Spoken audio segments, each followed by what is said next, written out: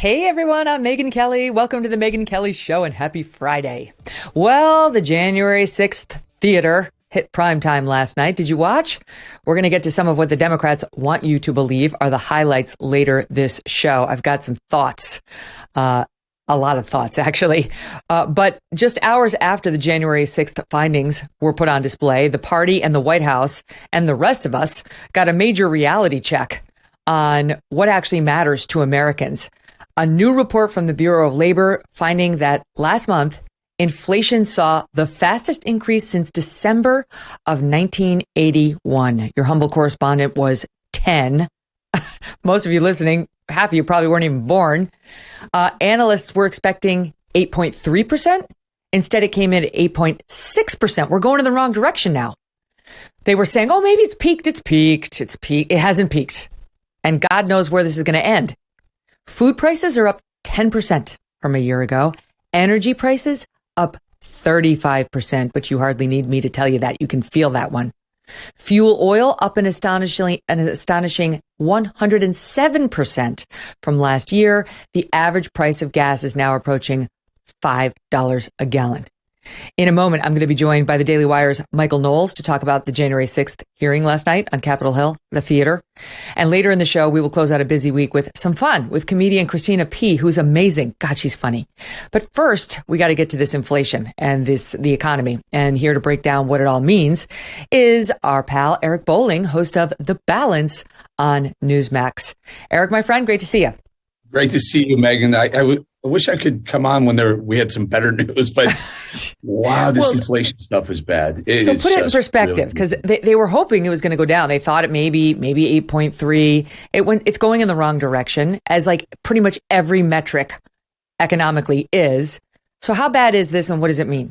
No, it's super bad because it's not stopping here, and this is the problem. Every time I come on, I talk about how the Biden administration isn't changing anything, and all they really have to do is change their energy policy. They will not budge on their energy policy. I mean, they're so out to lunch when it comes to energy. Jennifer Granholm, the energy secretary of the United States, has no energy experience, none whatsoever. She laughed when a Bloomberg reporter asked her, what are you going to do about gas prices? There's a chuckle. She laughs. You know why? Because they don't know.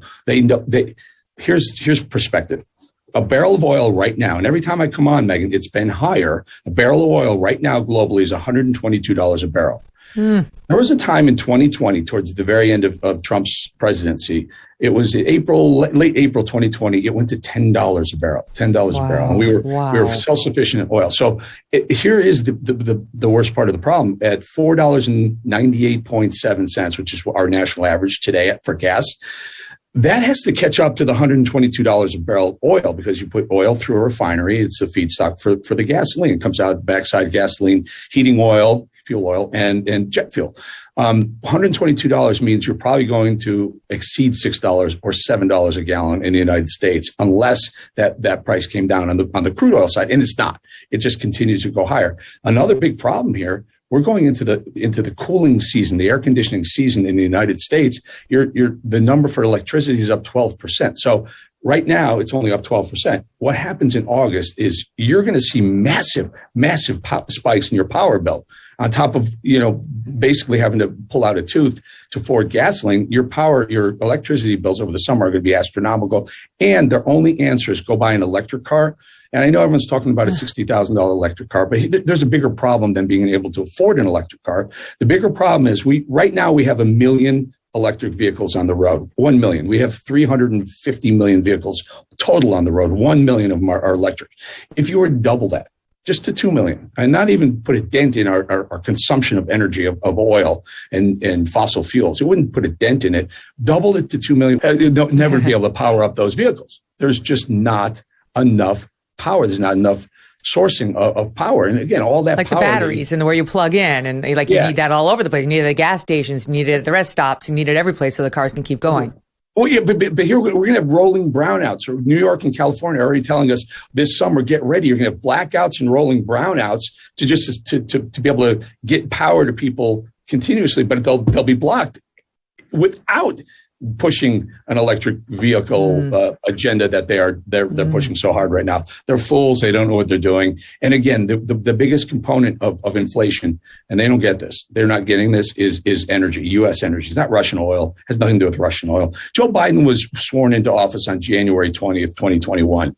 $2.39 was a gallon that day. It's never gone down. It's 108% higher right now, but it never went down. So them saying it's Putin's fault because the last $1.20 is Putin. Well, guess what? The other $3 were on them. It's insane. It's like the referee blowing a call in the fourth quarter, and you're blaming the referee, but you lost 50-0 anyway.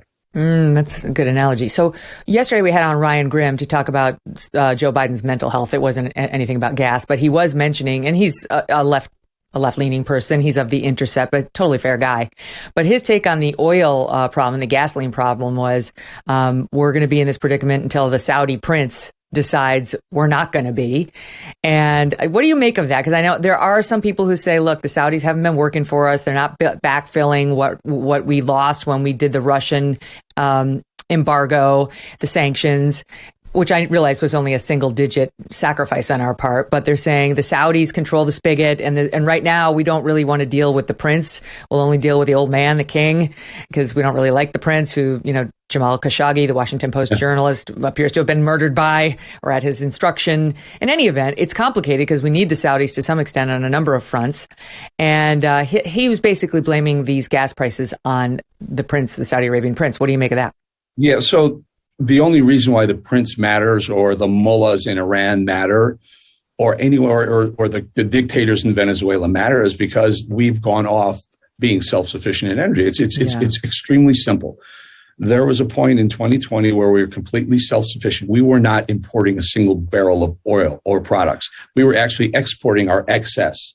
That's why oil went to $10 a barrel. We had so much, we were exporting. We were oversupplied. Now, with the pulling back of the Keystone Pipeline and all the other, making it more difficult for oil companies to produce oil, making it more expensive for them to produce oil because of regulations and a really unfriendly business climate under the Green New Deal squadsters, oil companies produce less. And now we're importing 7 million barrels of oil a day. Russia was only a couple 100,000 barrels. It had nothing to do with it. So now we do, yes, we have to go beg, and Biden's got to go, bow and beg to the OPEC oil cartel, gangster cartel, who are holding it over our heads. But we didn't have to do this. They would solve every single one of their problems. You know what the weird thing is? They might even salvage a midterm election or a presidential election if they just started pumping oil. But they're too married to the ideology to do that, and they're willing to lose in the midterms and lose in 2024 just to appease the progressive wing of the party. And in the meantime, drag the middle class down into maybe the lower class in America. It's really a shame. Because this is everything's up. We're talking about gas. Shelter costs are up 5.5%. Airline fares are up 12.6%. That's the third straight double-digit rise in those.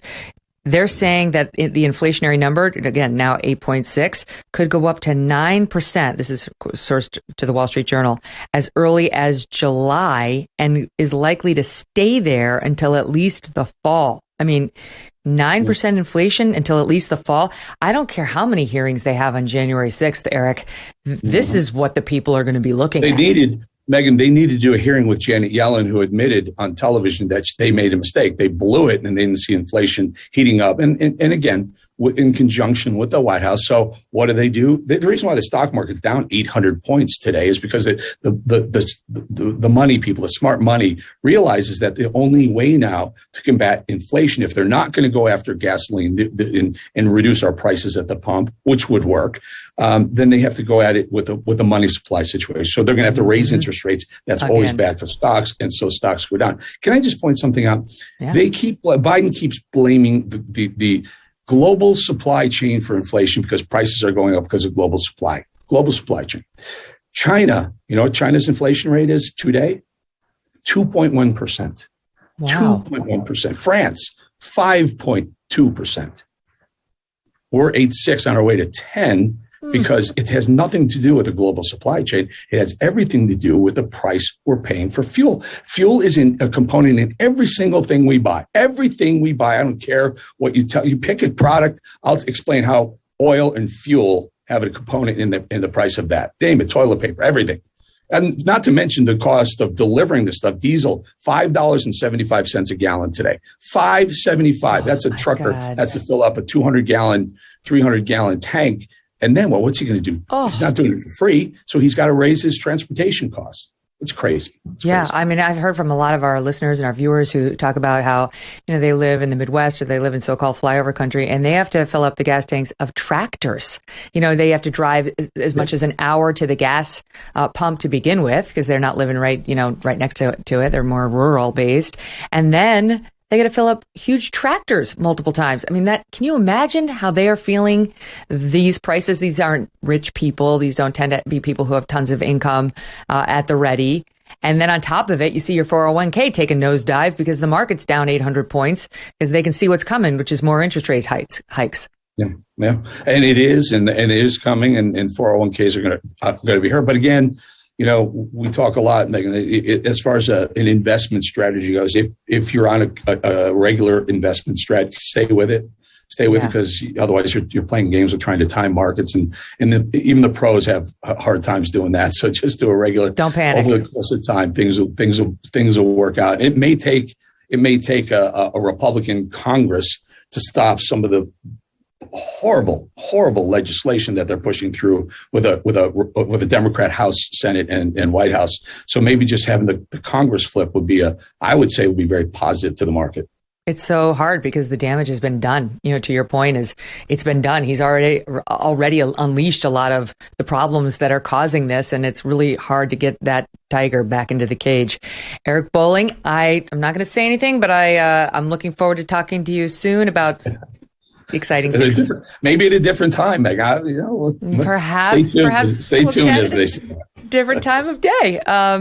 Congrats to nothing to nobody, and we'll talk soon. All right, Megyn. Thanks. Always good to be on with you. You too, Eric. What a pleasure. Eric Bolling, everybody. And now we turn our attention to January 6th and the committee's first primetime hearing last night. How many they're going to be? They're going to be 7.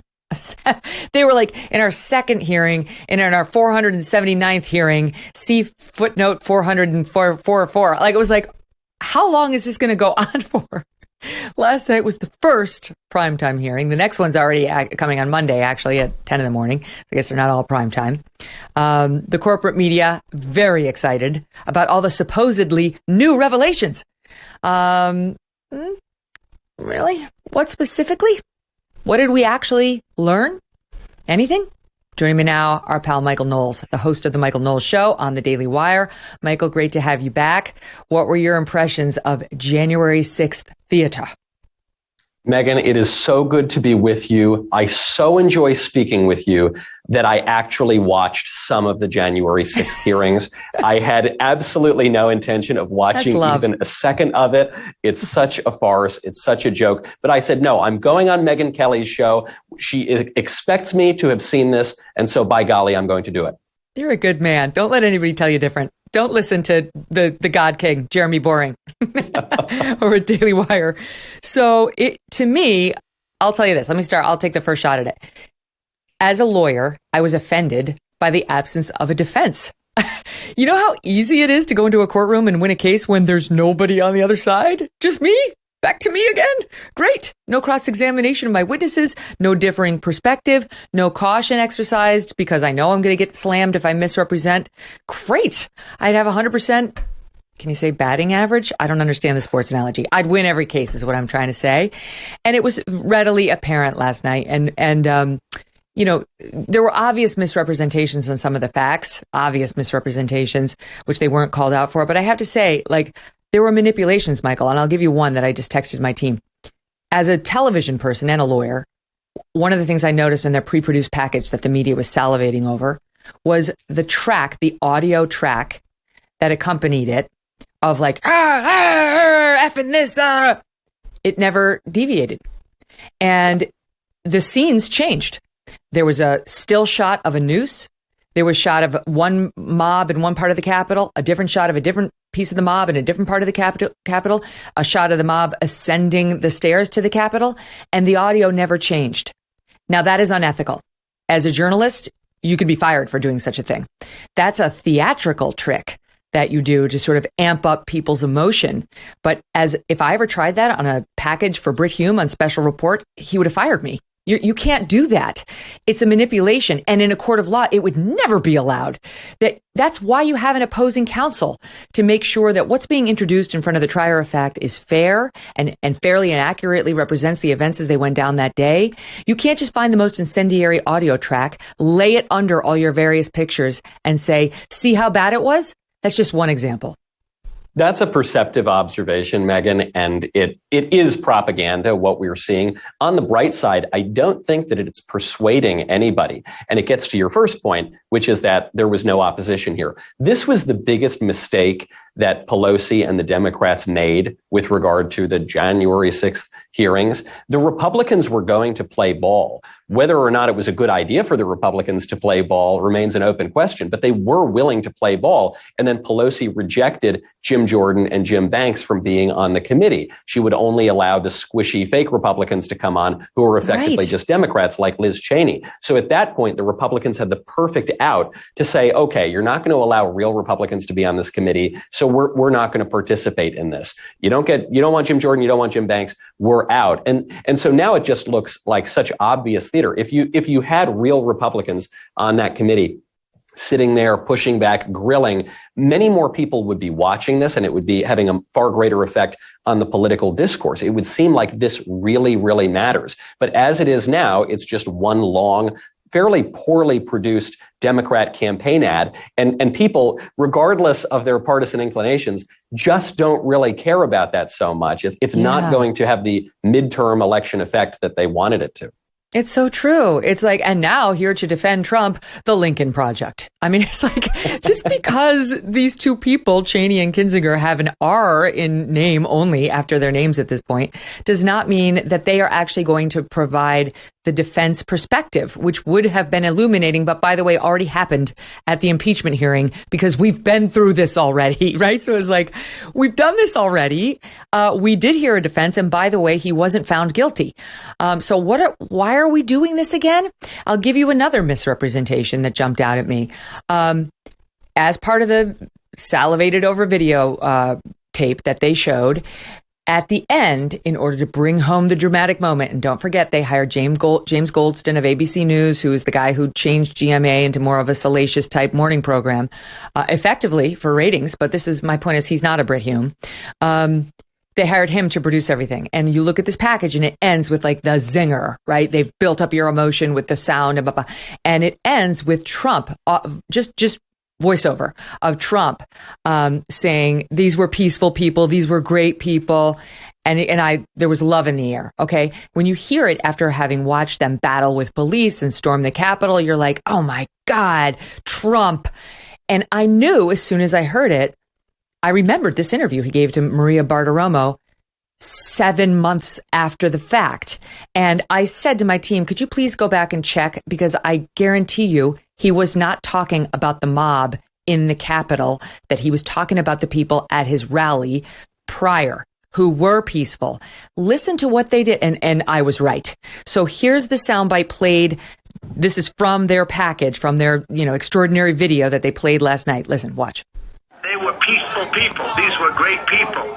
The crowd was unbelievable. And I mentioned the word love, the love in the air. I've never seen anything like it. Look at that. Okay, so before we get to the full soundbite, so dishonest. They run that over an event that he was not talking about. Again, you would be fired. Your ass would be fired from any news organization, and you would be kicked out of court if you tried to submit that in a court of law. And here is more of the interview he gave to Maria Bartiromo on July 11th, 2021, for greater context. And a tremendous number of people, the largest one I've ever spoken before, is called by people, by patriots. And they asked me if I'd speak, and I did, and it was a very mild-mannered speech, as I think has been. In fact, they just came out with a report in Congress, and they didn't mention my name, literally. But what they were complaining about And the reason, in my opinion, you had over 1 million people there, which the press doesn't like to report at all because it shows too much activity, too much spirit and faith and love. There was such love at that rally. You had over 1 million people there. They were there for one reason: the rigged election. They felt the election was rigged. That's why they were there. And they were peaceful people. These were great people. The crowd was unbelievable. And I mentioned the word love, the love in the air. I've never seen anything like it. And that's why they went to Washington. Michael, so dishonest. Well, this is what they did to Trump at Charlottesville, too. They used this clip of Trump after Charlottesville when he said there were very fine people on both sides of the issue of removing a Confederate statue. He immediately afterwards said, I'm not talking about the neo-Nazis. I'm not talking about the white nationalists. They should be condemned totally. But they clip that out. And then what do? They put the clip of him talking about fine people over the images of neo-Nazis and white supremacists and all the rest of them. You knew this was going to be dishonest from the outset. There was a Democrat congressman from Mississippi who opened up the hearings and he said, those people that I saw on January 6th, they remind me of the Ku Klux Klan and the white supremacists that I had seen in Mississippi. And obviously that's not an argument. He's not presenting any evidence of any connection between the Ku Klux Klan and the people who went to the Capitol. It was just so emotionally manipulative. And I just don't think it's really working. The Democrats have tried to pretend that the mob going into the Capitol is the worst assault on our sacred temple of democracy in history.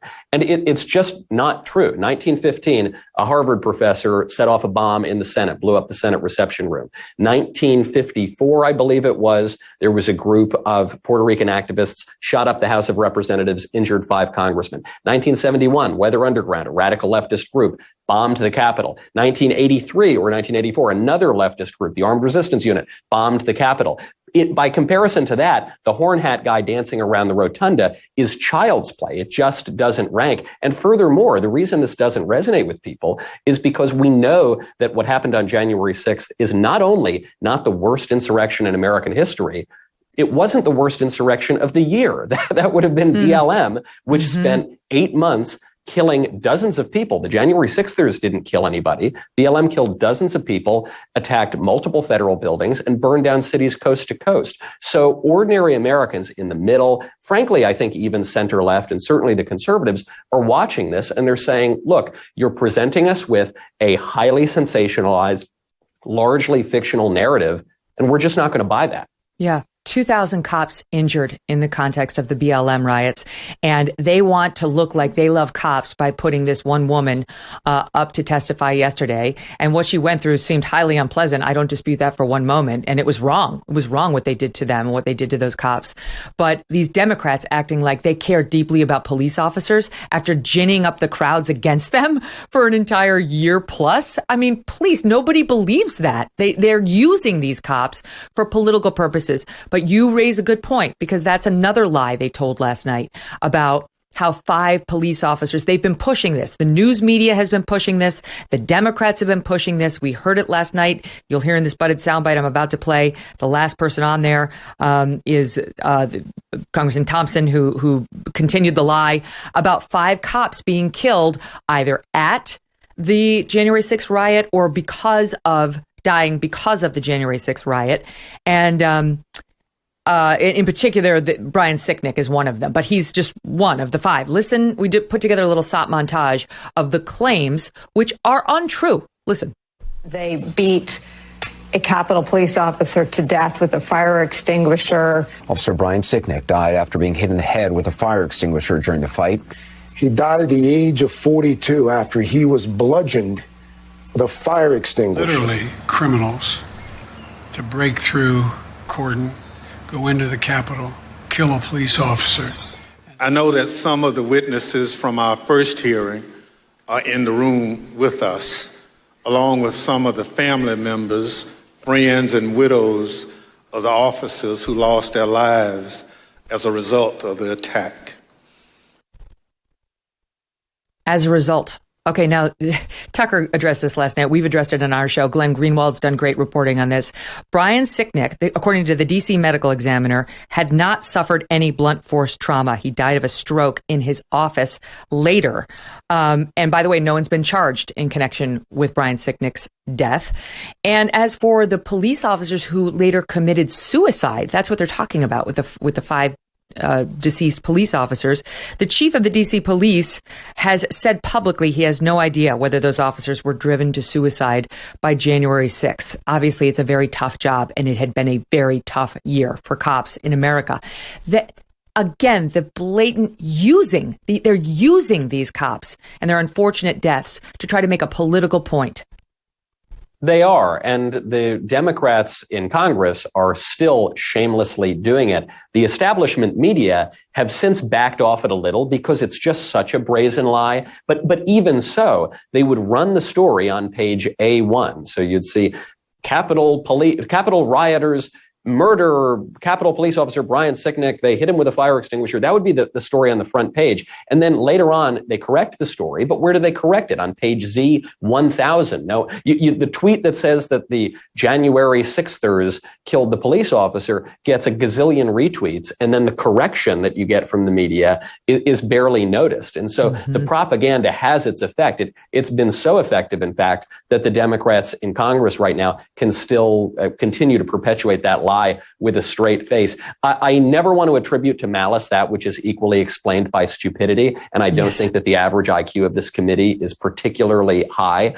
But if it is ignorance right now, someone should correct the record, because if it's an intentional lie, they are, as you say, abusing these cops and their families, exploiting their deaths for their own political purposes. It's a disgraceful and shameful thing, though in a year or 2 years where the Democrats have been consistently attacking cops, I guess it's no surprise. Well, that's the thing, right? It's like, if we're going to do that, okay, and I don't know, maybe the stress of that day did factor in some way.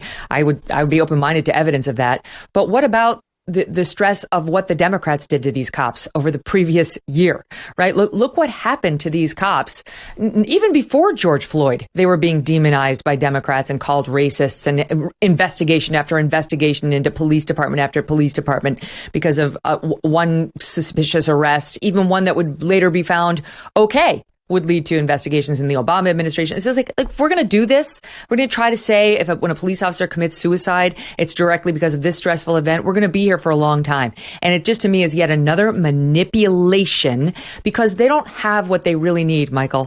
They don't have the smoking gun of Trump saying, we're going to the Capitol. We're storming the Capitol. We're taking back this election. We're not letting the electors pass their votes or cast their votes. And this is an insurrection. We're not giving up power. It's all rhetoric by Trump around it, like, be strong. And Mike Pence better do the right thing. Of course, Trump was wrong about that. Trump lost the election. I've said that repeatedly. His own daughter said it last night. She believed Bill Barr. Fine. You can disagree with that if you want. But he's entitled to his belief. He actually is entitled to his belief. It's whether he caused a riot, whether he caused it in the eyes of the law. The answer to that is no. And they have nothing, by the way. This is how you know that the rest of the hearings are going to be extremely boring. And they'll try to insinuate lots of things. They might even lie a little bit, but they won't have that smoking gun. The way you know that is because if they had the smoking gun, we would have already heard about it. Yes. That is not the same thing as when Republicans hold a hearing.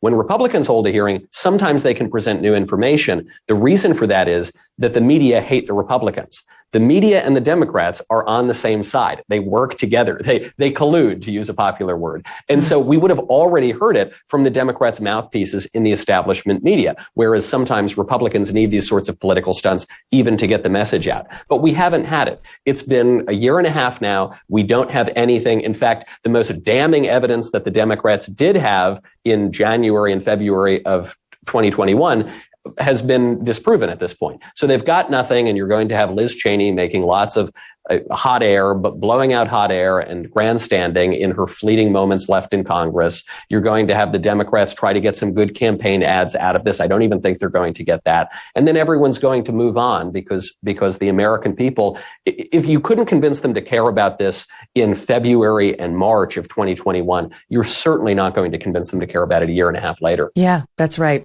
Legally, to prove incitement, there's a much higher bar, and they have not reached it. This is a political hit, and that's fine. I mean, it's fine to go after Trump politically because he was the sitting president and he wasn't accepting reality, and he did say a lot of things that got people upset and caused them to believe that the election could be overturned and so on. Like, I'm not excusing his rhetoric around the election, but what I'm saying is that legally, they don't have him. And so politically, they already took their shot. Right? Like they impeached the guy for political purposes. They weren't able to get a conviction. And now they're going back for another bite at the apple pretty openly because they want to get a political leg up before the midterm elections. That's what this is about. Only this time, there's no one there to defend Trump. I mean, it's just the most nakedly partisan thing I've seen done in a long time. I'll give you one other thing.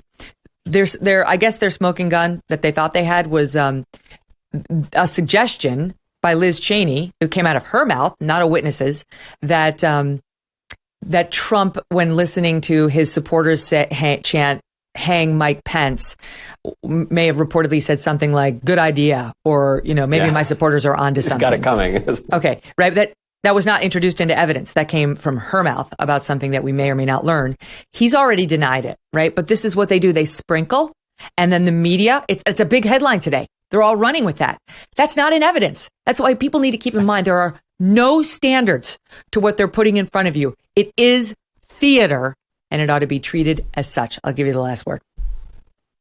You're absolutely right on this, Megyn. The reason they are going to continue this, though, is because they truly have nothing else. I don't say this just because I'm a conservative and I'm a Republican. They have nothing that they can possibly run on in the midterms. The economy is in the doldrums and no one believes them when they say it's in a good spot. They can't run on foreign policy. We've got the first major war in Europe breaking out since World War II. That's not going to work. They can't even run on COVID. That was the one issue that they were above water on. But even that they've botched and they're underwater on COVID. They could try to bring it back, I guess, but I think people are past their lockdowns and their mandates and their masks. So they have truly nothing else. And the only message that you're going to hear from now until the midterms is, do you remember how bad that awful mean tweeting orange man was? And frankly, when people are paying $7 a gallon for gas, I don't think they're going to look on the Trump years as the horrible insurrectionist mayhem that the Democrats are trying to paint. I think they're probably going to look on it fondly and say, maybe these Democrats aren't giving us what they promised us we would.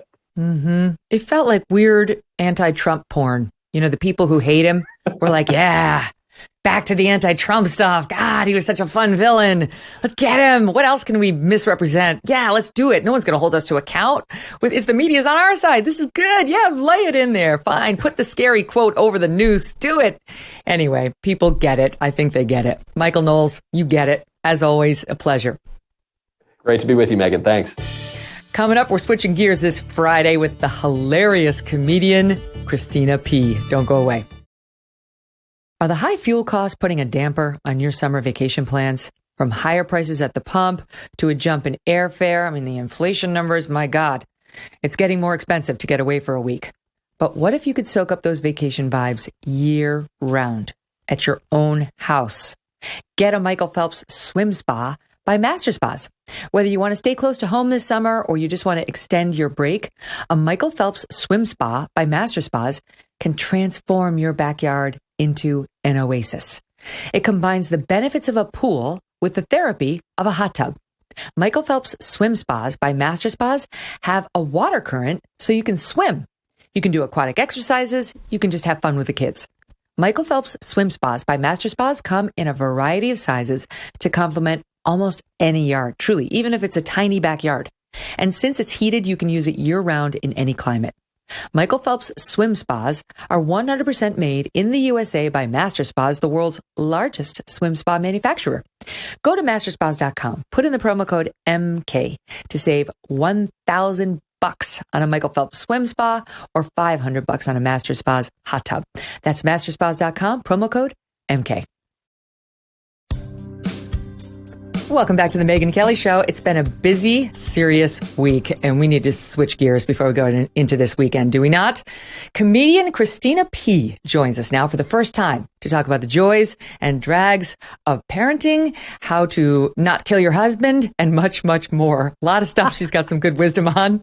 Christina is the co-host of the wildly popular podcast, Your Mom's House, with her husband and fellow comedian Tom Segura. And she has a new special on Netflix called Mom Genes, Genes, which will have you laughing out loud. Christina, so good to have you here. Oh my gosh, I'm so excited to be here. I feel like I wrote the special just so I could do press and talk to you. I'm honored. I love your setup. It's very, what's going? It looks like a throne that you're sitting in there. Of course it is. I've decided that I haven't moved past what I liked when I was 15 years old. So this is like my fantasy teenage bedroom. I can relate to that. Yeah, I'm going to get cork MEGYN letters for my master bedroom soon. I'm inspired. Remember that? Why not? Did you ever have that when you were growing up? Wait, what was it? The cork letters, you know, your name in cork. I wish my parents were that savvy enough to get stuff like that for me. Yeah, that's right. You talk openly about how they might not have been 100% there for you at all times. But that's what led to your great gift as a comedian.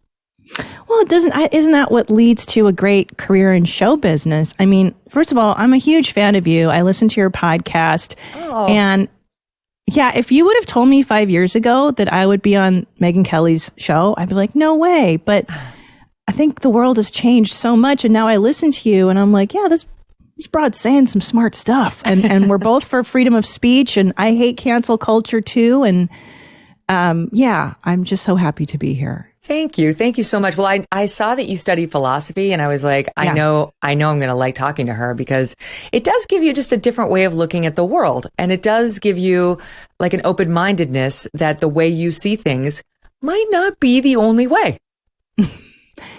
Absolutely. And I think that's why it's so frustrating for me now, especially as a comedian, to see people getting canceled. Like what happened to being able to listen to anybody and just take what you like. You know, I listen to you and I agree with some stuff and then I go, nah, but I take and then you form an opinion and that's okay. And it breaks my heart that people's lives are getting ruined. I was listening to Elia Shapiro on your show last week and that guy's life was ruined from that whole Georgetown thing. And you're like, because of a tweet?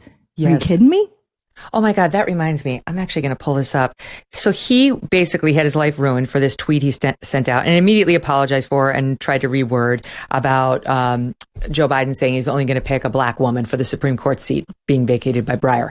And Ilya said, well, you should really pick this guy on the DC Circuit Court of Appeals. He's Indian and he's got diversity, but he's brilliant. And if you pick anybody less than him, they're going to be less qualified by definition. And the way he landed the tweet was, instead, we're going to get stuck with a lesser black woman.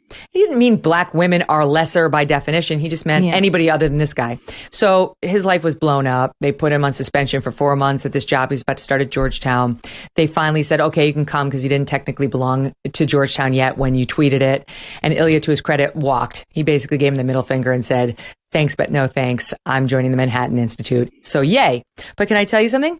I'm scrolling Twitter the other day and there is a woman, she's not at Georgetown, she's at Stanford Law, named Michelle Dauber, okay?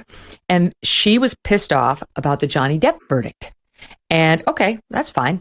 But she went on a tear about women lawyers who defend men, in particular in any Me Too situation, that you tell me why Michelle Dauber is not suspended at Stanford. Listen to this.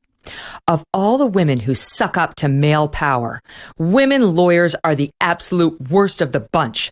Desperate to prove they are real lawyers and understanding that being a woman undermines their identity as lawyers, they throw women under the bus as hard and fast as they can.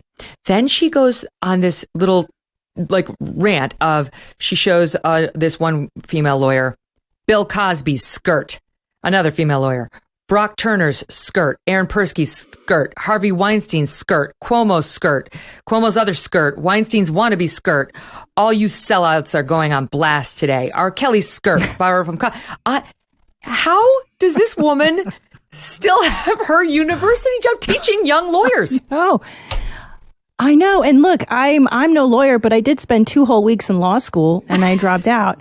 And isn't the job of the law to give the best possible case for everybody? The law is blind. Isn't that the whole point? Yes, everyone is entitled to a lawyer, a defense lawyer, criminal, civil, doesn't matter. Why I don't get to represent anybody accused of Me Too because I have a vagina? Michelle, you might not understand the rules of womanhood. We're going to have to chat. Well, I think you're not supposed to call yourself a woman. You're a person with a vagina now, right? That's right. Oh, that's true. Just a person with a vagina. But men still get to be men. Men don't just have to be like person with penis. That's true. And did you know that men are not fat models, that only women are fat models? Oh my God, I never thought of that. Yeah. Did you see the swimsuit? What is it called? Yes. Sports Illustrated. Did you see the yeah. Yes, the swimsuit issue. Yes, I did. And the irony is that it's a men's fitness magazine. And there's a really overweight lady on the cover. And anyway, I tweeted, I'm like, supermodel, more like supper model. And it's not even that great of a tweet, but boy, did it start a firestorm. And did you get a shitstorm? Sure did. And it felt really good because it's absurd. It's all absurd. The thing is, like, Jordan Peterson got like chastised for saying he did not find the heavyset gal. Forgive me, I didn't know her. I don't know her name. Beautiful. He said not beautiful. Now that is his opinion. He is not required to think this person is beautiful. Like, you can totally disagree with him. You can say you're a douchebag, but why does he have to be run off Twitter for saying not for me? Sorry. I know. And I love that you said douchebag, and I love when you curse. It's my favorite. It's the new me. I mean, it's the true me. I think it is. Yeah. Because you dropped an F-bomb last week and I almost fell out of my chair. I was like, this is amazing. I wasn't allowed to all those years on, cable and network television. So sometimes I really had to try hard to filter because I do have a mouth like a sailor. I know. Me too. Me too. I couldn't fit. I tried to fit into polite society. Like I said, I was in law school for 2 whole weeks, and then I had 22 jobs in 4 years after college that I either got fired from or quit. And then I found comedy, and I was like, this is perfect. I get paid to be an asshole. Okay, so I have a question about that for you. Yeah, I have a question about that. So we kind of have a similar job hazard when we're off duty, in that we're used to saying things that normal people might find offensive and saying them a lot. So like, if you go out to dinner with new people, do you censor, or what do you do? Let me tell you. So I feel like I've kept my circle pretty insulated. Like, everybody that works here in Studio Jeans, we call Studio Jeans a safe space because you're allowed to say whatever you want. So I feel like I don't even let that into my circle. Like, you'd be kicked out so fast. Yeah. So the short answer is no, I don't censor. And you can tell pretty quick who's down for you and who's not. Yes.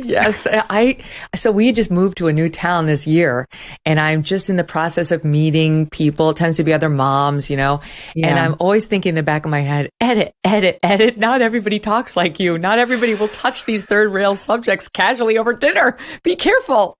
I know. And that's actually how I found your podcast, because we were living in Los Angeles during the pandemic, the pandy. And there was a point where I grew up liberal as can be. I grew up in Los Angeles, and I'm like a 90s liberal. And there was a point where I was looking around and I'm like, wait a minute, people are wearing their N95s alone in the car. And wait a minute, I'm not so sure I need to wear a mask when I'm out walking in the open air. And my 2-year-old certainly doesn't need to wear a mask. And I found these other moms who on the down low agreed with me, and it became in hushed tones like, you should listen to Megyn Kelly. You should listen to her. She has good ideas. And I was like, oh my gosh. And it opened up this whole world of like, yeah, I agree with you on so many issues. And we decided to leave LA. Not that I'm poo-pooing LA, because it's still I love it. I love it. I just think they're in a weird place. When I applied my son to kindergarten, and they asked me what his pronouns were. Oh, good God. And I'm like, he still can't wipe his butt. I don't think he knows. Still up to us, and it's as identified. It should be clear. Yeah. And like, I'm so sick of people saying that there's no gender difference between little boys and girls. And if you've raised children, especially boys, I have 2 little boys, 3 and 6, there's a difference. Like, oh, it's all a social construct. Girls are the same. Really? Have you seen a 6-year-old girl piss out a campfire? I haven't. Also, I mean, I have to say, she's coming around to it, but like my daughter's nowhere near as obsessed with poops and farts and butts as my boys are. Oh my God. Now, I know you have an affinity for this humor too. You can grow into it. You know, you can grow into it, but I don't think they're born with an affinity for it the way that, you know, the cross-gender people might tell us is universal. No. And like, I get so sick and tired of people like just leave kids alone. Let them figure stuff out. I think when we're so quick to label, it just, I mean, imagine being like, for instance, in the 90s, I was dressing up like Robert Smith of The Cure. And I'm pretty sure I'm not trans now. Pictures or it I just wanted to piss off my mom, you know? Yes. But yeah, just let them be. And they're always like, tell kids to be themselves. Like, you don't have to tell them to be themselves. I feel like they they're know. on it. I have to tell you a story on the subject about the masks, because I just heard this and we haven't covered it in a while. Friends of mine in Pennsylvania put their kids in private school because they were trying to rush away from the crazy COVID policies of the public school and the crazy, you know, critical race theory, all that stuff. And the private school wound up being more insane on all of this than the public school. And their one child's school, I think this is a different private school, but in private, right now, June, is making the children young. Like, I think that their little guy's only 4 or 5, wear an N95 all day with another mask on top, even while outside. No. Yes. No. How insane is that? They're at their wits' end.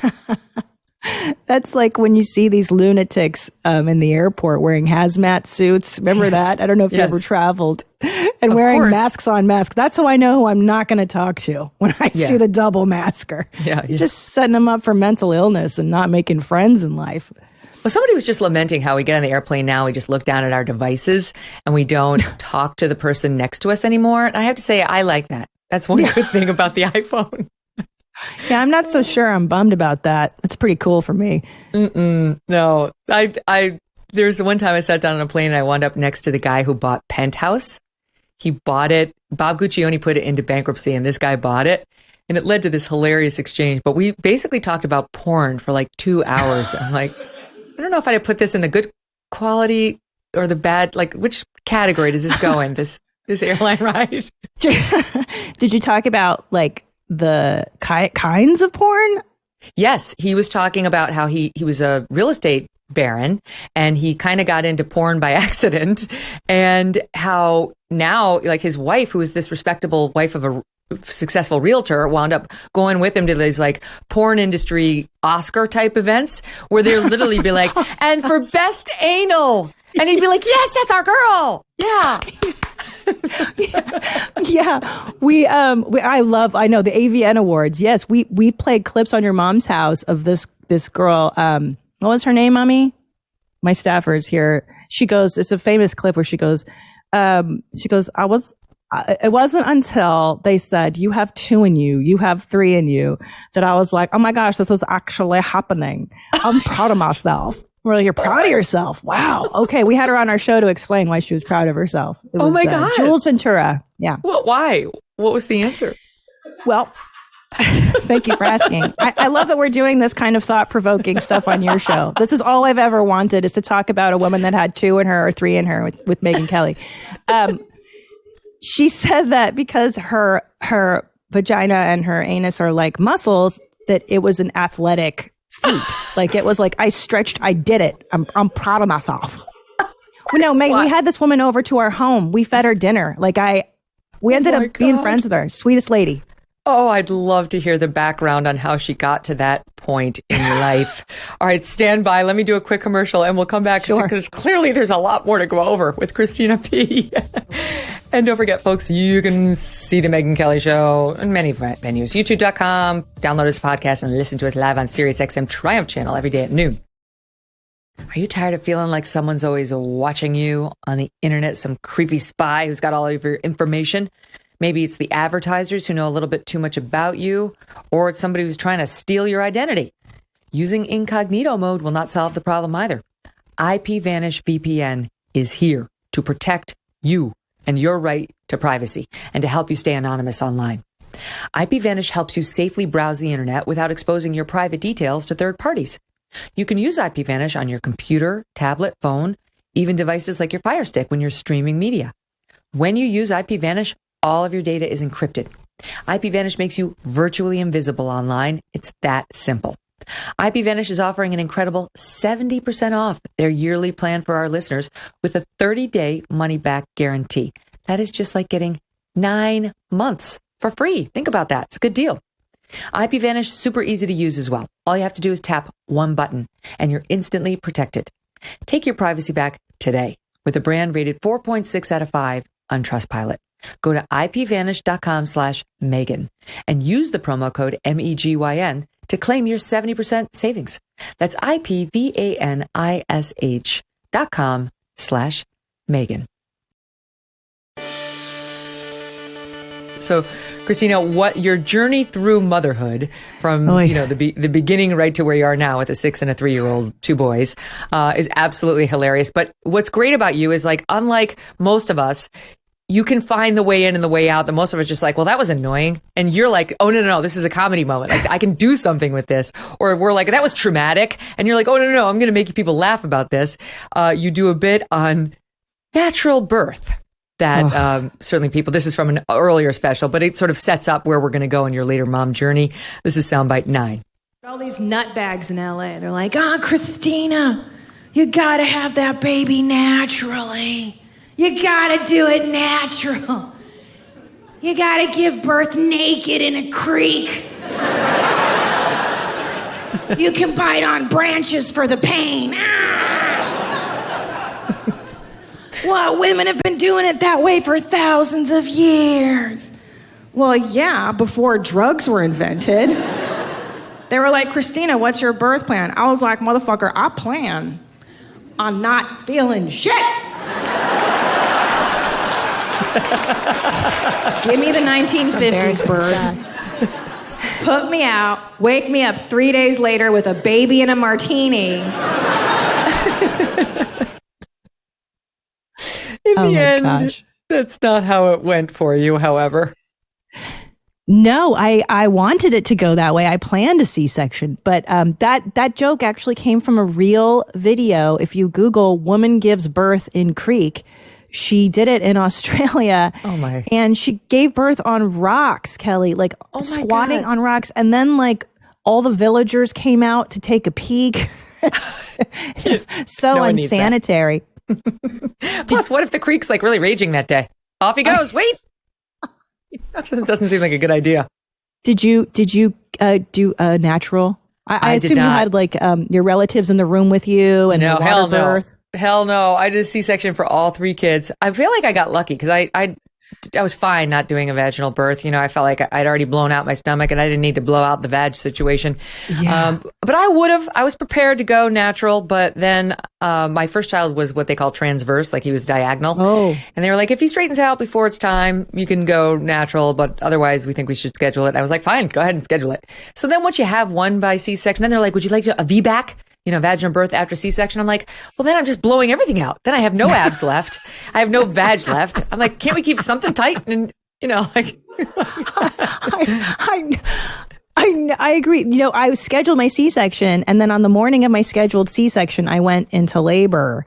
And so I had to do it vaginally. But I know this is like so TMI on your show, but they had to give me, you know, episiotomies. I've had 2. So, I didn't get to save my vag, which is such a bummer. But you can reconstruct. I mean, I know enough of my friends that like there are ways back. It's not a total surrender. It's just a rough ride. Oh, you give me the names of these friends. I'm going to call them. I will. Oh, can I tell you something? No, this is a true story. I was going to see, I can't remember, it was my derm or my I don't remember who it was, but one of my doctors, and his office was under construction. So he was like loaning an office he was renting or whatever from a different doctor. And it turns out that other doctor was some sort of a vag reconstruction doctor. So I had to go into these offices. I swear I wasn't getting vag reconstruction. Everything was intact because of my 3 C-sections. Anyway, I sat in the chair. I was fully clothed. It must have been a derm. I don't remember, Abby. Did we talk about this? But anyway, I sat in the chair and there is a full floor to ceiling mirror, like right in front of you. And there's nothing obstructing. And if I hadn't had my clothes on, I mean, it would be a straight shot right out the hoo-ha. And then they would walk you through all that there are ways back, sister. I'm doing it. Listen, I'm going to be in LA for the summer. I'm going to look at Beverly Hills and I'm going to get it taken care of. But it's all good. It's all good. And I think that's the surrender you make when you have children. You're like, look, I had 40 good years with perky boobs and tight abs. Yeah. I don't know. It's a sacrifice you make, but you look great. I mean, what are you doing? Thank you. Are you Pilates or? No, I don't exercise. That's the truth. I've been through stints where I exercise, but no, I'm not a big exerciser. I know you mock it, but I do the intermittent fasting. I do too. I'm embarrassed to tell you. Oh, good. Because I heard you do a bit on it. I was like, oh, I'm ashamed to tell her. Wait, and I have something else to tell you about, though. Oh, wait, I forgot to mention, I buried the lead. 3 weeks before Memorial Day, I put on this show, Dr. Kate Shanahan, Kate with a C, and Mark Sisson, who's a nutritionist and has a whole line of like foods. It's called Primal Kitchen. Because I was like, I want to lose 5 pounds by Memorial Day. And it's not like I'm overweight. I just want to lose a few extra pounds. And you're going into like the bathing suit weather. People can relate. I'm like, so let's find some people. Can I tell you? Life-changing. I have bought all of their books. I have the audio version. I have the hard copy version. I got rid of the hateful 8 vegetable oils. I've been like decreasing the grains and the sugars, which I didn't think I could ever do. And now I have trained my body to eat its own previously toxic fat instead of me running to the pantry for the sugary stuff. I'm telling you, go back and download that pod. It's a game changer. What is it again? Tell me. Steve Cracker, tell me what episode that was so we can make it easier on her. But it's Mark Sisson and Dr. Kate Shanahan. His book is 2 Meals a Day, which is like, you need to read that. And then hers is, I think, the Fat Burner Fix. Episode 321. 321. Start there.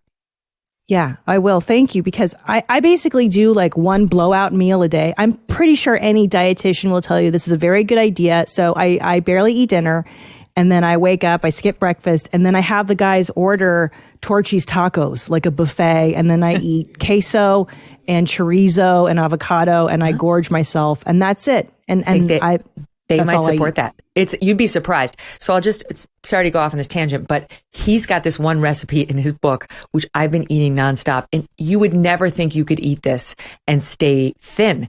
It's like a taco casserole, and it's 2 pounds of ground beef on top of cauliflower rice, which I'm like, that's going to be disgusting. Wrong. Once it's mixed into a casserole, you can't even tell it's cauliflower rice.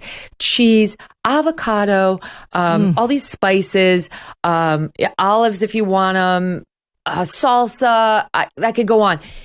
Everyone in my family loves it.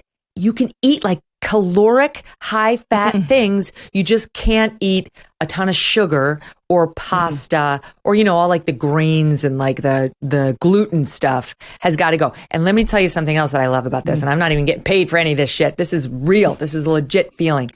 I'm no longer bloated at night. What woman isn't bloated at night? We're all bloated at night. I've had 51 years bloated at night. I'm like, oh my God, it's working. But can you drink wine?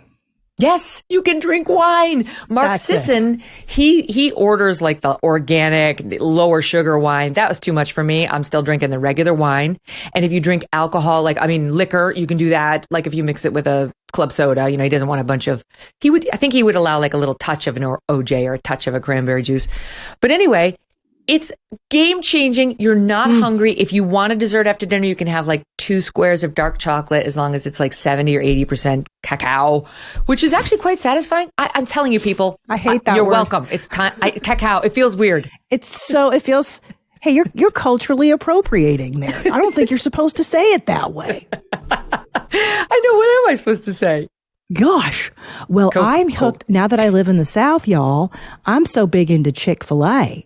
I love Chick-fil-A. Now, the only problem is that they're closed on Sunday because that's the day that they grind up the gay people to make the biscuits. And I love it. I love Chick-fil-A. It's so good. And you can have fried chicken. Really? Yep. It's on the okay list as long as it wasn't fried in one of the hateful 8 vegetable oils. Olive oil's cool. Coconut oil's cool. Butter's awesome. And you'll go see the list of the hateful 8, like canola, corn, soy oil, all that stuff's got to go. I'm on it. I know. I'm telling you. So yes, how has the move to Austin been? Because you, like so many people, fled the state of California for, I don't know if we can say greener pastures, but certainly more reasonable pastures. Yeah, look, I'm a lifetime Angelino. I still have love for my city. I have faith that it will come back. California is the 5th largest economy in the world. It was, I don't know if it is now, but it will triumph again. Texas is fantastic. It has its own stuff. I went to the Hobby Lobby to buy Halloween decorations and they were like, "Man, we don't sell Halloween decorations on account of our religious beliefs." And I was like, "Well, I'm going to Michael's Arts and Crafts then. Hail Satan." And then so my friends from LA are like, "Christina, how do you deal with the religious stuff?" And I go, "Look, I made a decision. I either stay in LA and live with the woke, or I move to Texas and I live with Jesus. And as far as I know, Jesus never hit anybody at the Oscars. So I'm staying there for now." I think you made the right call. It's like my brother, he moved to Atlanta and he said for the first 10 years, his neighbor kept inviting him to come over for church. And my brother kept inviting him to come over for a barbecue. And by the end of the 10 years, they'd managed to combine it into a twofer and everybody won. But what's Austin like? Because it's kind of a liberal city in the midst of a red state. Yeah, so it's so unique that way. I feel like it's what the 90s was in San Francisco, kind of, which I lived there in the 90s. So I like that a lot. I love the Southern culture. They make a lot of chit chat, and you and I are big city girls, and we do not chit chat. So that's been really hard. It's like I have to pay the fucking boring toll every time I want to get something done. It's like they talk about nothing. It's the hillbilly Seinfeld every day of my life, but they're so sweet. And I joined a women's book club. Like they're so into community, which is new for me too. In LA, I didn't even know my neighbors. And now I belong to a women's book club, and all the books have been about husband murder, which is a little weird. Sure. That makes sense. Yeah. Isn't Texas where we got the Texas cheerleading murder, or the chainsaw wielding murdering mom? Like they're into that kind of thing. I appreciate that as a crime consumer. Yeah. But I like that they are, it feels normal here. Like I take my kids to birthday parties, like kindergarten parties, and they give the kids regular cupcakes, not gluten-free, sugar-free, vegan cupcakes. And they're like, "Yeah, it's a boys' party, so we're handing out, toy guns, and there's snakes hanging everywhere." And I'm like, "This is awesome." So it's so true. Yeah. How is it where you are? Connecticut is more reasonable than Manhattan was, for sure. It's a lot more fair and balanced. It's just like there are people who are a little bit more conservative, and that's fine. But even the liberals here are not as hardcore woke progressives. There's a small sampling of it, but for the most part, people are just kind of reasonable and going about living their lives. But I have found, as I put myself out there more, like meet people, I have to make an effort to meet people. Though Dr. Laura, who I know you also love, said, "Just let it happen naturally." I know you love. I had her on my show. I had the chance to ask her all my questions, and she was like, "You don't have to do that." She's like, "Just live your life, and it'll happen."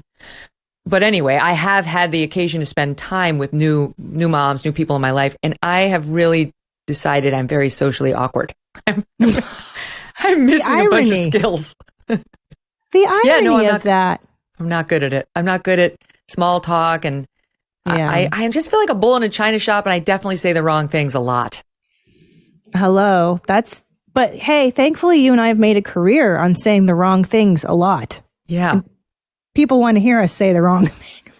Well, and I think your observations are so funny about like hanging out with moms, because I can hear your LA background. You know, they're like, I don't know, Connecticut's more of it's got normal people. New York had just a lot of like granola. My friends were cool. They were awesome. But like, if you just walk down the street of New York, you'd see a lot of like Upper West Side liberals who, you know, would never wear a stitch of makeup and had some Birkenstocks on and maybe were carrying a sign for Greenpeace or, you know, Planned Parenthood. Here in Connecticut, they're more normal. This bit from your current special, Mom Jeans, Perfect Moms, I'll play it and then we can talk about which state are we discussing? This is soundbite 14. And I work on my perfectionism. That's a huge problem with me, you know, because I compare myself to those perfect moms. Oh, you know those bitches? Those perfect moms. Oh, they got 4 kids and somehow they're a size 0. What does she say? Oh, I do intermittent fasting. Like, yeah, so does half the world. It's called starvation, bitch. The worst is when she's like, my husband is my best friend. Gross. These are the same people that mouth kiss their moms and dads. I know it. No, your husband is not your best friend. Your best friend is the person you talk shit about your husband to.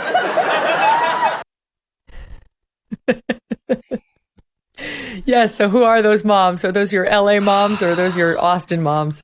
No, definitely. Like, hey, I've met some cool LA moms and I want to give some shout outs to those broads. But yeah, there was definitely like the moms that drop off their kids in the Lululemon gear and they're like, I'm going to do yoga right now. Like, bitch, no, you're not. Like, you're tired. Like, you've got to be tired like the rest of us. Please tell me you're just going to go home and eat something and take a nap while your kids are at school. Right. Yeah, there's the pressure, but I feel like Texas moms are way, way cool. And I'm really digging the vibe of just survive, just especially the young years, like just get through it, you know? Yeah, that's right. It's so, yeah, because 6 and 3 is hard. I mean, I will say mine are now 12, 11, and 8, and it's awesome now. It's so, but it got awesome. You don't have to wait this long. It's going to get really awesome really soon.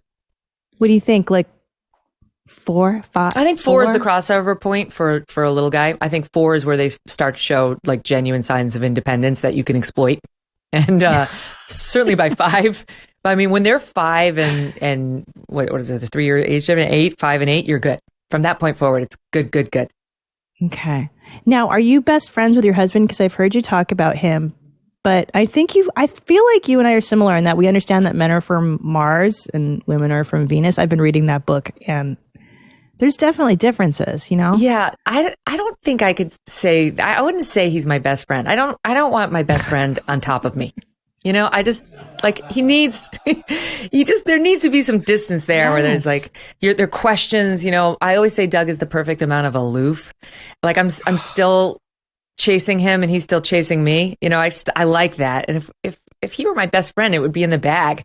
I still feel like anything could happen, you know, like, I don't know. I like the mystery that's involved in our relationship where he's still kind of pursuing me and whatever. But my best friends, like that's the one you can have catty talk with. You can be your absolute worst self. You know, I try to bring my A game to my relationship with my husband.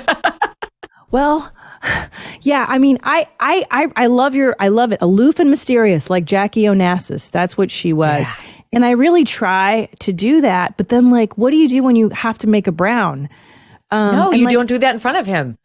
We do not cut our we don't cut our toenails or our nails in front of each other. We don't go to the bathroom with like the stall open, you know, the door open in front of one another. If like he uses some spray on his feet, like his athletic foot, whatever it is, I'm like, don't do that in here. No, that's got to go the other room. Like certain things cannot happen. Even like prancing around naked, I don't do that in front of Doug. Like he's got to earn it. That's got to be a moment. You know, it's like if you just show it all the time, it's like not a special thing. Speaking of foot spray, I was doing a Target run the other day and I was like, do you need anything from Target? And my husband's like, yeah, foot spray. Good news is it can also treat my jock itch because it kills the same fungus. And like, I want to be I want to be this woman of mystery, but like every time my husband uses the toilet, it looks like the bottom of a pudding cup. So why I'm like, doesn't he I don't clean know. up after himself? Sweetie, we have a Toto. I have a Toto washlet. Like the toilet talks to you, and it doesn't. I don't know why. Maybe we should get a stronger one. Do you have a washlet? Have you done the Toto yet? Haven't done it, but whenever I go to a hotel and it's like cleaning me from below, it's like, whoa, how you doing? Oh my gosh, I have to send you a Tushy at least. You got to get into this. What do you mean? There's like a halfway there thing? Yeah. Well, okay. So Tushy is like JV squad. It's like you don't need a lot of, you just install it and it squirts water up there. But then if you're ready to move on to varsity, I highly recommend the Toto Washlet 350E. You can get it on Amazon and it squirts hot water. And it's like a full cleaning, a drying. It just massages you. It tells you you're a good person. It loves you. And if you want to get the whole toilet, well, that's another deal. I would. It seems like a lot. I'm not sure. Like unlike your husband, I'm not really getting all that messy.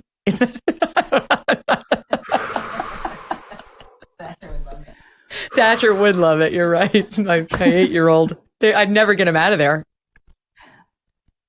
Oh, yeah. They love to push the buttons. My kids love to push the buttons on the Toto. Right?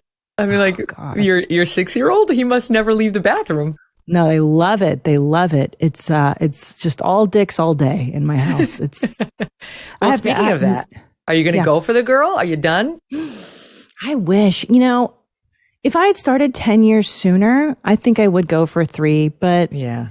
I mean, I think I got the last egg out of me on that second baby. I did IVF on my younger one. And I do love having kids so much. I wish, but next lifetime.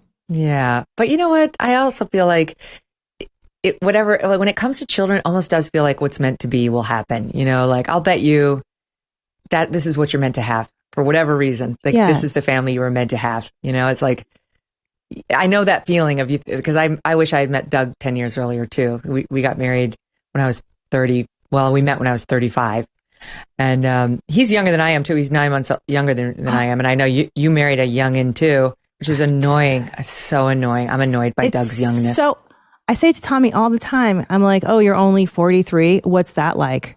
Like, "Oh, I remember being that young." Oh, it's so gross. Does he rub it in? All the time. He's like, "Oh, you're so old." I'm like, "Shut up." Oh, speaking of your amazingly talented husband, Tom Segura, just let's introduce him to the audience because he's also a comedian. Here's a bit from his stand-up, and it kind of involves your life in soundbite 17. I'm a new dad. How about that? Yeah. It's the best. It's awesome. Guys always hit me up. I don't know why they trust me, but they're like, "Should I do it?" And I'm like, "Yeah, of course you should do it. It's the best. It's awesome. They're amazing. And also being a dad is easy, man. Super easy. It's way easier than being a mom." Here's all you got to do if you want to be a great dad. Seriously. Don't abandon your kid. That's it. That's all you got to do. So true. Sad, but so true, right? So true. I feel like I hear mommy, mommy, mommy, mommy all day. Last week I was like, "Call me Rick or Steve." I don't want to be called mom. I can't hear mommy one more time. Do girls do that too? Oh yeah. I have literally said to my children, stop saying that. Stop using that mommy. Stop it. I don't want to hear that one more time. I was thinking about it earlier. You were saying like, we were watching some of the clips. You were talking about how like, well, I'll just play it. I think I have it here. This is soundbite 15. This is going to set up my point. Watch. So anyway, I fell down the stairs getting to my baby in a hurry, and that's how I broke my ankle. And see, that's a mother's love. That's a fucking mother's love.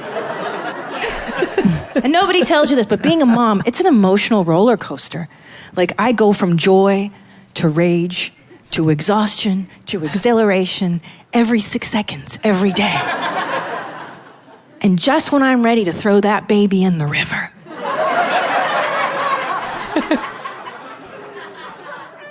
he smiles at me. Yeah, they smile at you with those little jack-o'-lantern teeth. And you're filled with so much joy, you have crazy thoughts. You're like, I want 10 more! Come on, Tommy! Mommy, we're fucking tonight. Yeah. So I can relate to this because you're like, you can get angry and you can lose your temper and you can think, oh my God, if I saw a video of myself right now, I would be horrified. I can feel myself inflicting the damage in this moment. And you're like, reel it back, reel it back. And then they do something awesome that makes you realize I'm doing a good job. That's what my takeaway is. Like, I might be kind of cool. I'm nailing this. Yeah. And that's the back and forth of motherhood. And like you're talking about trying to find cool mom friends. It's so hard because I think it's hard to admit that motherhood is a lot of suffering. It's not as glamorous as the baby bliss that they promote when like a Kardashian gets pregnant. I'll never forget seeing People magazine, baby bliss. And it's like, yes, sure. And yes, and it's like, I love them, but some days are really, really terrible. But I always think about Jordan Peterson when he talks about taking the right path. And I think that having children is the right path. And it keeps you in a good place because you're constantly striving to be your best self. And it forces you to look at all your stuff. And I've been in therapy for a decade, just trying to identify feelings and have feelings and feel feelings. So it's been quite a journey. And I know I've heard you talk about your upbringing and I think about like, what do I want to give my children? What's the secret sauce to making people successful, resilient people? And it's just that, resilience. And I don't like safe spaces. I don't like trigger warnings. I don't like peanut allergies because those were created.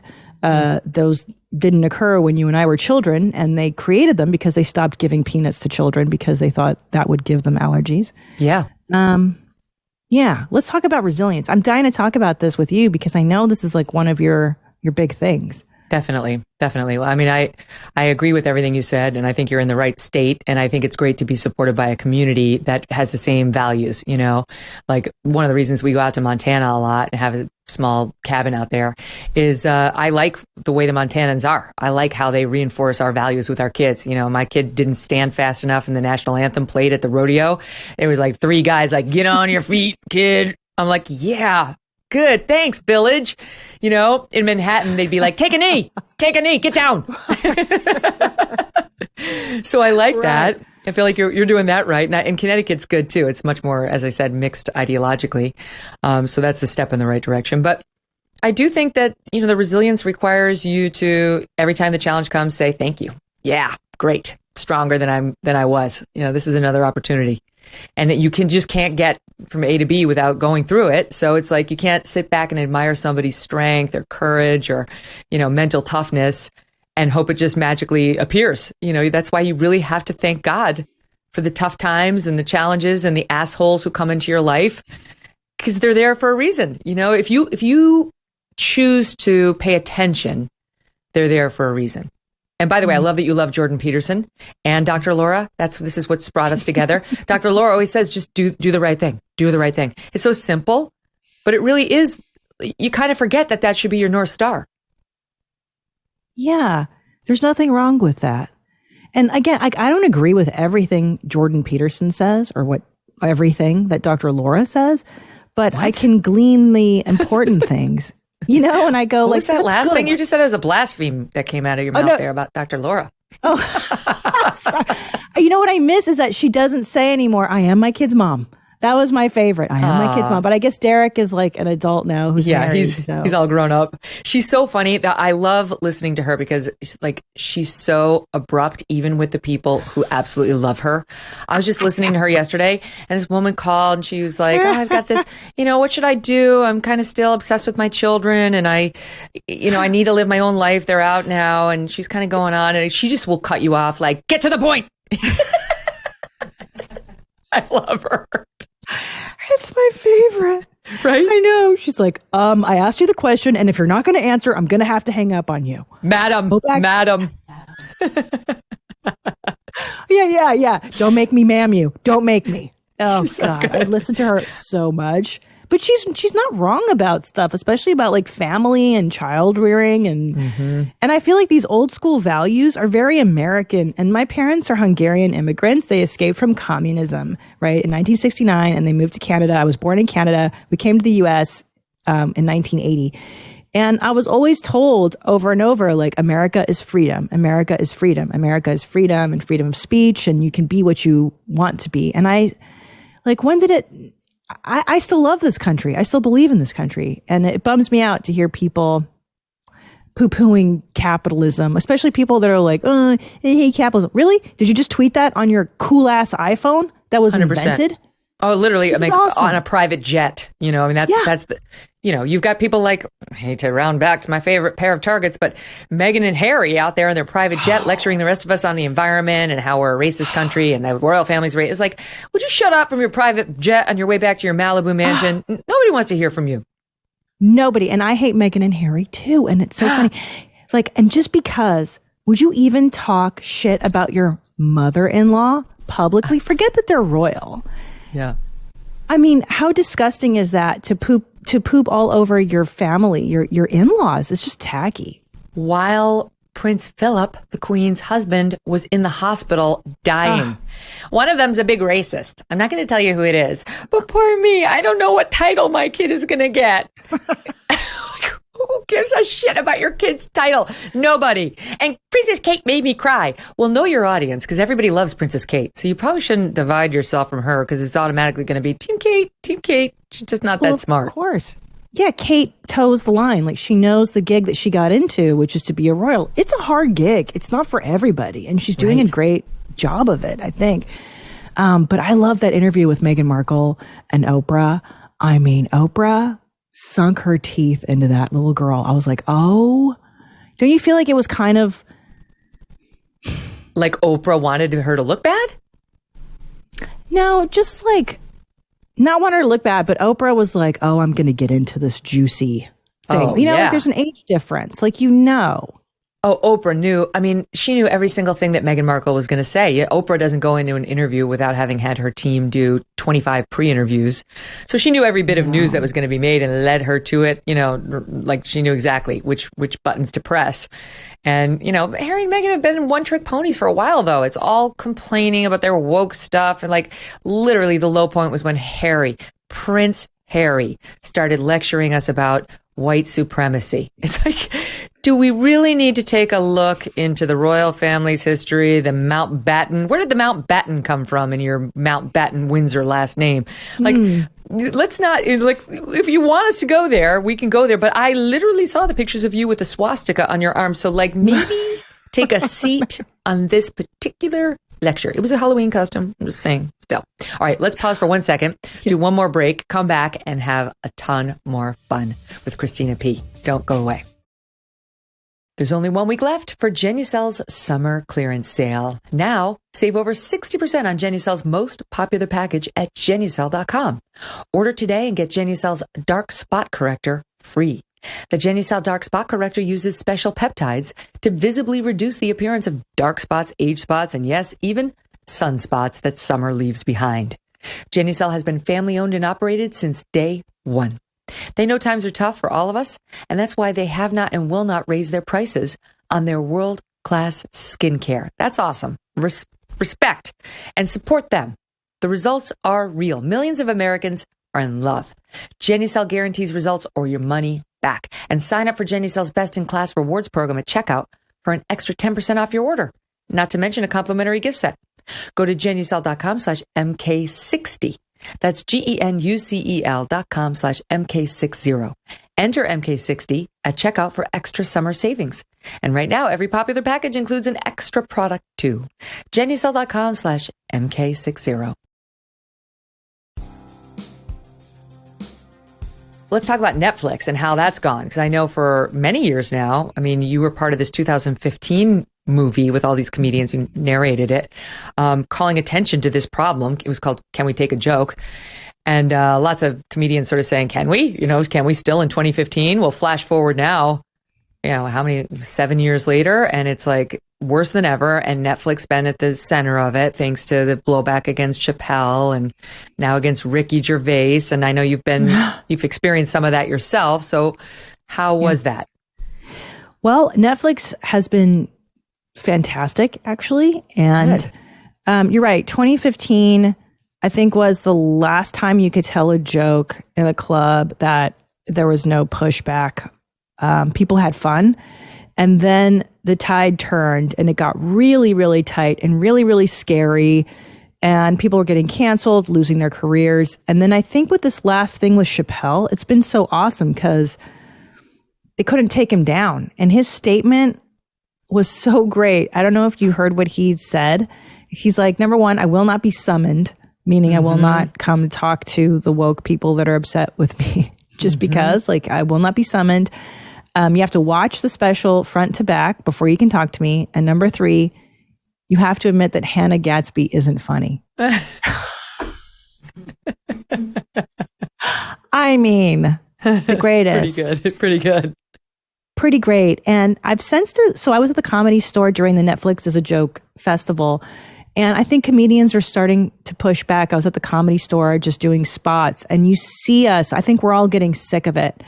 And I think when they tried to cancel Joe Rogan, that was the last of it. It's like, really? I know this guy. I've known this guy for 15 years. He's been nothing but fantastic to everybody, to me, to Black comedians, to every comedian, to everybody. I think we're getting over it. And I feel the tide is turning. And maybe I'm too optimistic, but. Well, that's exciting. Yeah. I think hope so. You're right. I mean, that would be, even Netflix sent out that memo saying, we're going to produce for all sorts of people, all sorts of different content. If you can't take it, bye. Absolutely. I love when last week you were talking about this girl that wanted reparations she wanted snacks. Yes. And you're like, how is this woman going to be a lawyer? I mean, they're going to tell you that you're stupid and that your ideas are awful. And you've been through so much too. Like, do you think that people can cultivate resilience, or is this something that you're born with? Yes. No, they 100% can cultivate it. I didn't come into the world like this. That's why I feel so strongly about all this stuff. It's like, I have lots of like moms in particular, but also dads will come and say, like, I really want I have my daughter listen to you, and I want my daughter to be as strong as you are. I'm like, that's so easy. You got it. Just get out of her way. Let all the shit that's coming her way come her way. And then be there to be supportive. You can support your child through trauma and certainly, give them some thoughts on how to navigate it, but let them navigate it. And then their confidence builds, even if it doesn't come out perfectly. It's like courage is built. Self-confidence is built, but you can't go from, having none to having a ton overnight. You've got to do all those little baby steps in between, and then you'll take bigger risks, and then bigger falls will come your way, and then you'll handle those, and you'll have even more confidence and more, like, just keep getting back up and just keep getting back up, get back up, get back up, get back up. That's like, it's not even that complicated. So I hate safe spaces. They're exactly the opposite. I spoke to Stanford business students recently and I said, run toward the danger. You want to be strong? Run toward the danger and hope something goes wrong. Yes, it's the anti-fragility. What's that book about the anti-fragility thing? Like that's how you get over things, is exposure and going over it. I know. Are you in therapy? I think I heard you mention. I have been for most of my life. I'm not currently because I, moved, but my therapist is a genius and I love him and he got me through so much. And one of his classic lines was, this is after like all this shit had happened at Fox and I was leaving. I was at NBC and he said to me, Megyn, you don't always have to take the path of most resistance. Like, now you tell me. But yeah, he's brilliant and really, really helped me. In fact, he's probably the reason why I'm no longer in it, because I'm doing pretty well right now and I haven't felt the need, the urgent need to be there weekly. Yeah. And I know you talk about your upbringing a little bit, but do you think this was modeled for you? You know what my mom did? You know what my mom did? She's like you. She was funny. She is funny. She's still around. But like growing up, she would just laugh in our face a lot of the times when we had some stupid problem. Like, I'm not dealing with that. And just walk off. So it's like, oh, okay. There's a story that lives in infamy where I had some really important paper due and I got to school and I called her. She was a nurse at the Albany Veterans Hospital. And I called her. I'm like, Mom, I left my term paper at home. If I don't get that term paper in, I'm going to fail this class. And she's like, and? I'm like, you got to go home. You got to get me that term paper. You got to bring it to me. I didn't even have a car. I couldn't drive. She laughed at me and hung up. But that's what you need, right? Like, you figure it out. You be responsible. She used to have a sign in my kitchen cupboard that read, lack of planning on your part does not justify an emergency on my part. Ooh. And I feel like what I'm passing down to my kids is just, I'm too tired to really be that kind of a mom. So I'm not really doing it by design so much as like, I'm just tired. So they're going to have to take care of themselves. Girl, amen. Because my 3-year-old is in this phase of wanting to do things for himself and then wanting me to do it. And so I have to be like, no, you do it. You get the water. You get your damn water. Yes. And I heard him explaining how to make hot dogs to my older kid. He's like, you put the hot dog in the microwave and when it pops, it's ready. Oh, close. And I'm like, that sounds good. Yep, that's what Mom taught you. But and I don't know. Like, I know feelings are important. I think feelings are great and you have to have them and you have to process them, but that's not all there is. And I feel like this era is all about feelings and not enough about action and resilience and kicking ass. Like, listen, the boys in the studio saw the new Maverick movie, the new Top Gun movie.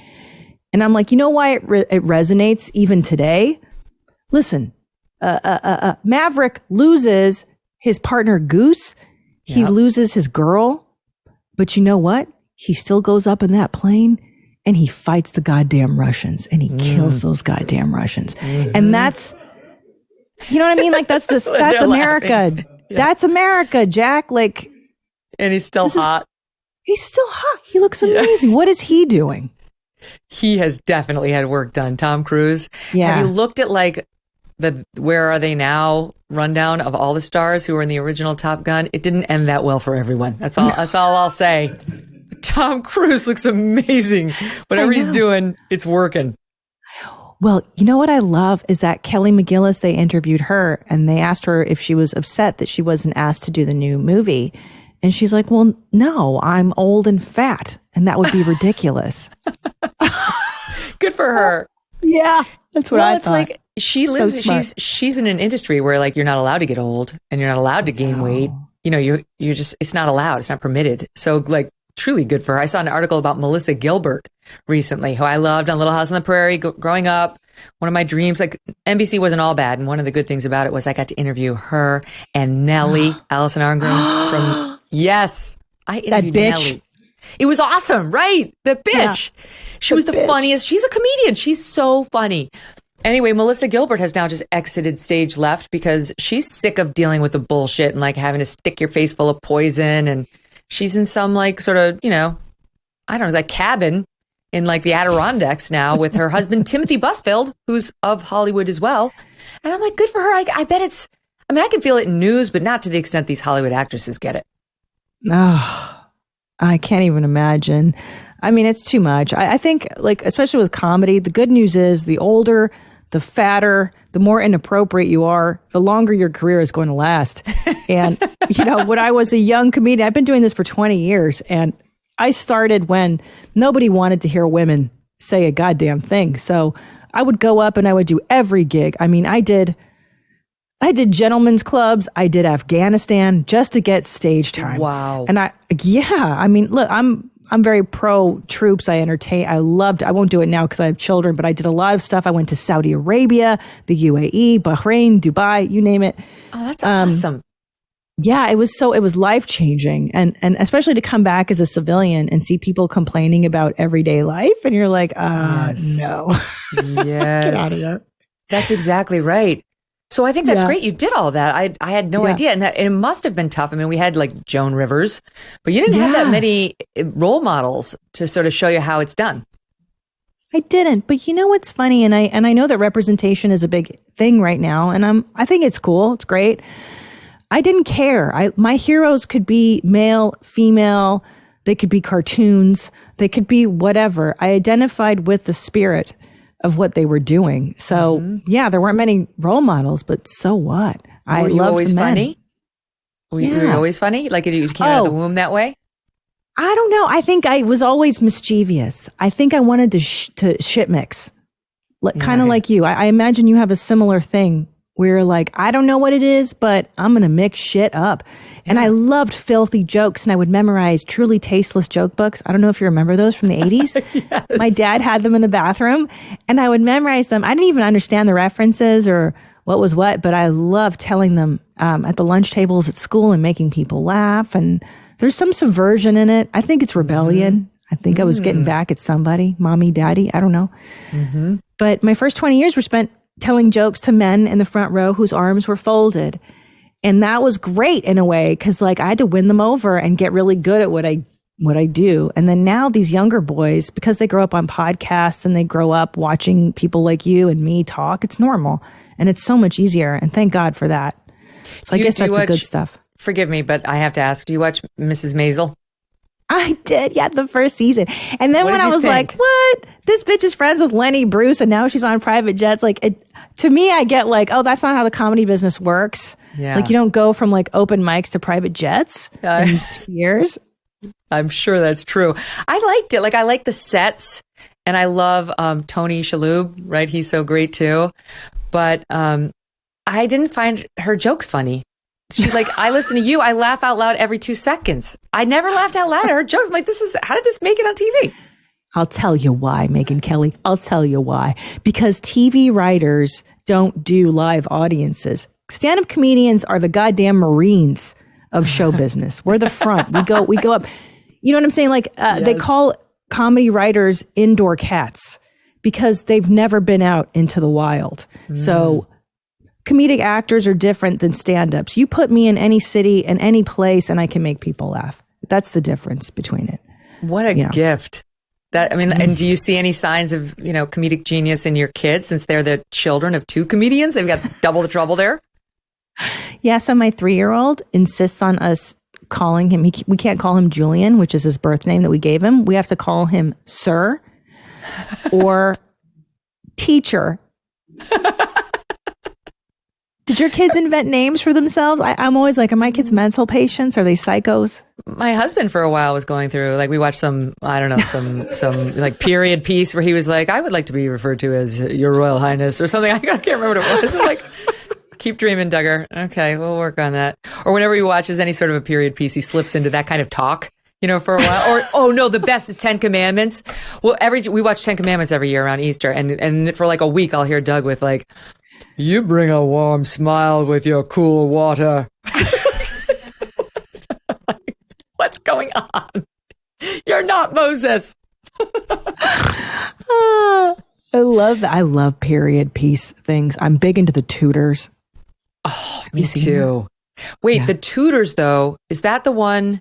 Trying to think. Yes, not the follow-up, which wasn't as good. The Tudors was good. Who stars in that?